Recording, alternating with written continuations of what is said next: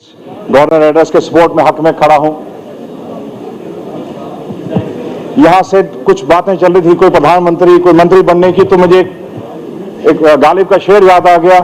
इसी से शुरुआत करें कि हजार ख्वाहिशें ऐसी कि हर ख्वाहिश पे दम निकले, बहुत निकले मेरे अरमा मगर फिर भी कम निकले। तो कुछ ख्वाहिशें अधूरी रह गई अपोजिशन की।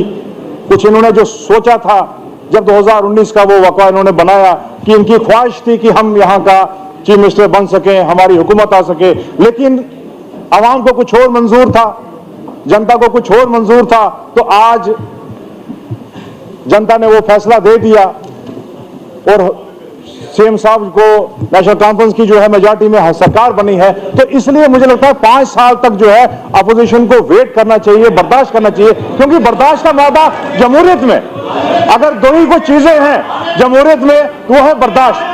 तो बर्दाश्त अगर कुछ नहीं हुआ, देखिए तो थोड़ा सा निजाम थोड़ा बेहतर करने की मुझे लगता है जरूरत पड़ गई है। कोई बात ऐसी चीजें आ गई हैं कि जो कुछ जो मेरे नए मेंबरान हैं उनको हर वक्त बीच में उछलने की आदत पड़ चुकी है। तो इसलिए थोड़ा सा सब्र, तहजीब और तहम्मुल का मुजाहरा दीजिए।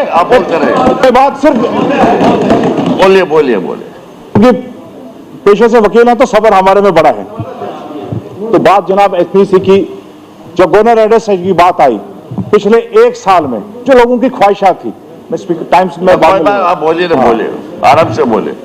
तो जो इस गवर्नर एड्रेस में जो बात की तो शुरुआत की, तो जो सबसे पहले जो अहम शुरुआत हुई, जो लोगों की जो बात अक्कासी करता था वो ये था कि इस जमहूरी निजाम में 7 साल बाद हमें मौका मिला लोगों को अपना बजट आने के लिए। और मैं मुबारकबाद देता हूं सीएम साहब को, जिस किस्म से इन्होंने रिवायत शुरू की, कोई किसी को जरूरत नहीं होती। आज तक हमने हिंदुस्तान के इतिहास में किसी भी फाइनेंस मंत्री को, किसी भी वित्त मंत्री को देखा नहीं कि वो लेजिस्लेटर्स को ऑन बोर्ड ले, लेकिन ये इनका जिगरा है, ये इनकी मेहनतदारी है और इनका विजन है। और इस विजन से ही जो है जम्मू कश्मीर जो है जरूरत है इस वक्त इस मुश्किल हालात में। कुछ मेरे साथी सीनियर मेंबर कांग्रेस के उन्होंने बात की कि हमें कहीं ये नजर नहीं आ रहा स्टेटहुड का मुद्दा। इस गवर्नर एड्रेस में कोई स्टेटहुड की बात नहीं हुई, तारिक आमिर साहब भी ने बात की। पर मैं उनको ये बात कहना चाहता हूं कि जब इस हाउस ने ये पास कर दिया, रेजोल्यूशन पास किया, करारदाद पास की जिसमें हम सब थे, तो उसमें बार बार स्टेटहुड की कोई जरूरत नहीं। जब एक बार वो हमारा ड्रीम है, वो हमारा ख्वाब है और उसके लिए नेशनल कॉन्फ्रेंस जद्दोजहद करते रहेगी, आखिरी दम तक करते रहेगी, वो हमारा निशान, वो हम छीन के लेंगे, हक है हमारा, वो हमारा स्पेशल स्टेटस हो रही है। मैं गवर्नर एड्रेस पर ही जनाब स्पेसिफिक रहूंगा। जो वादे किए थे सरकार ने आने से पहले, जो हमारा मंशूर था, उसमें सबसे बड़ी जो लोगों की जो यहां से अपोजिशन से आवाजें आती है कि बिजली का निजाम क्या है, तो मैं मुबारकबाद देता हूं कि 1 साल में, क्योंकि रामबन सबसे पिछड़ा हुआ इलाका था, मैं वहां की अगर बात करूंगा तो बिजली का जो निजाम बेहतर हुआ है, चाहे वो आपका ट्रांसमिशन लॉसेस की बात करें उसमें जो कमी आई है, चाहे उसकी रेवेन्यू की इंक्रीज की भी बड़ी आई है, और जो सबसे बड़ा जो बात की थी, जो 200 यूनिट जो फ्री देने की बात की थी, जो इस एड्रेस में जो है जिसका जिक्र किया गया है, वो मैं मुबारकबाद देता हूं कि उसकी जो शुरुआत हो चुकी है, इसके लिए मुबारकबाद है हमारे सीएम साहब का।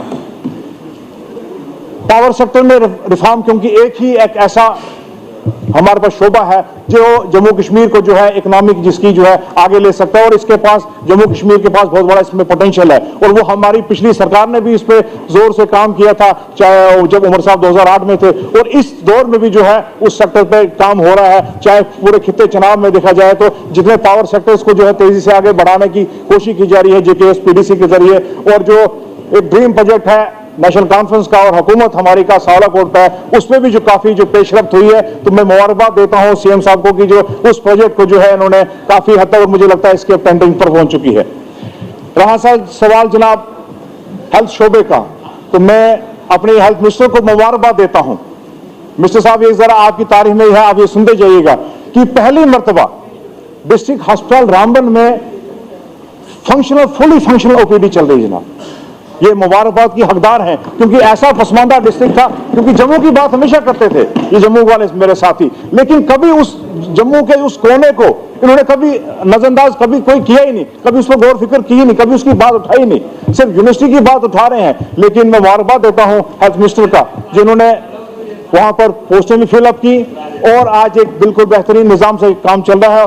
और जो सबसे बड़ी जो अचीवमेंट जो वहां पर थी, डिग्री कॉलेज जो हमारे पास मेरी कॉन्स्टिट्यूंसी में सिर्फ 3 डिग्री कॉलेज जनाब चल रहे हैं, लेकिन एक कॉलेज के लिए जो है रियामन डिग्री कॉलेज के लिए 8 करोड़ का जो इन्होंने गर्ल्स हॉस्टल के लिए जो है वहां पर पैसा मंजूर कराया, टेंडर हो गया, काम हो गया। इसके लिए मैं सकीना जी को मुबारकबाद पेश करता हूं। और 2 जो डिग्री कॉलेज है जिनकी बिल्डिंग अभी भी मुकम्मल नहीं हो चुकी, उसके लिए भी टेंडर, बटोत का कॉलेज डिग्री कॉलेज, उसके लिए टेंडर हुई हो चुका है उसके डिजाइनिंग के लिए, और उकरार के लिए भी काम चाहते। इसके लिए मुबारकबाद है सकीना इतू जी। अगर कहीं भी हुकूमत का जनाब अगर किसी भी देखा जाए तो सबसे बड़ा इंपॉर्टेंट होता है R&B सेक्टर जनाब।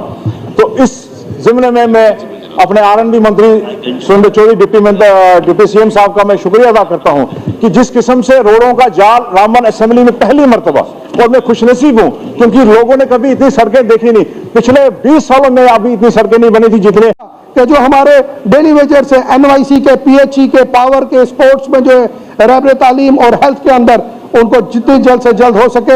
हम जानते हैं मुश्किलात जरूर है, लेकिन मैं कहना चाहूंगा इस हुकूमत को और खासकर उमर अल्लाह साहब को, अल्लाह आपके साथ है और इंशाल्लाह हमारी कामयाबी होगी। वो दिन जरूर आप देखेंगे जिस दिन अपोजिशन के लोग जो है यहाँ से जरूर तालियां मारेंगे, क्योंकि जब हमने 2.5 डिस्ट्रिक्ट जो मैंने गिना दिया, जम्मू, उधमपुर और कठुआ, जम्मू, उधमपुर, कठुआ, आपके 2.5 डिस्ट्रिक्ट है, आपके 2.5 डिस्ट्रिक्ट है। मैं कह रहा हूं आपको, आपके 2.5 डिस्ट्रिक्ट है। बीजेपी जम्मू कश्मीर को हिंदू मुसलमान के नाम पर बांटना चाहती है, लेकिन मैं आपको यकीन से कहता हूं जब तक यह सरकार है आपका कोई भी मुद्दा पूरा नहीं होगा और बीजेपी का कोई एड्रेस यहाँ पे नहीं मिलेगा। आप देखेंगे आने वाले इलेक्शन में, ये मेरी बात मनकोटिया जी याद रखिएगा, अगर अगली बार आपने जीतना होगा तो इधर आ जाइएगा इलेक्शन लड़ने के लिए, वरना वहां से आप नहीं जीत सकते। मैं आपको कह देता हूं, बहुत से मेंबर, बहुत से सीनियर मेंबर सर, बहुत से सीनियर मेंबर इसलिए यहाँ पे ज्यादा बोलते हैं, उनको दुख है कि वो नेशनल कॉन्फ्रेंस में क्यों नहीं आए, आज डिप्टी चीफ मिनिस्टर बने होते। अब मैं क्या करूं, फैसला आपने लिया, आप गलत साइड चले गए जहां आप कभी नहीं कुछ बन सकते हो।